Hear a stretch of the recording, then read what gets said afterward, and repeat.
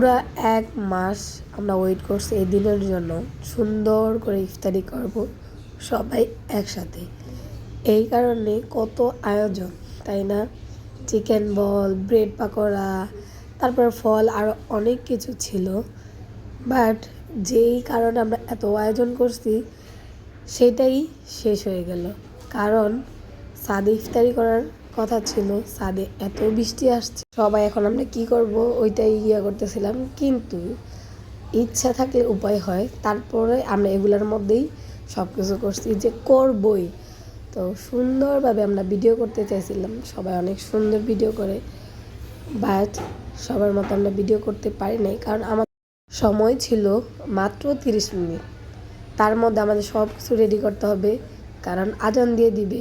সেজন্য তবুও বলি আলহামদুলিল্লাহ যতটুকু করতে পারছি। কারণ বৃষ্টির মধ্যে যে করতে পারবো এটাও তো অসম্ভব ছিল। হয়তো ভিডিওটা সুন্দর করে করতে পারি নাই সময়ের কারণে, বাট সবাই একসাথে ইফতার করতে পারছি, সেজন্য অনেক ভালো লাগছে। তো সবাই ভালো থাকবে।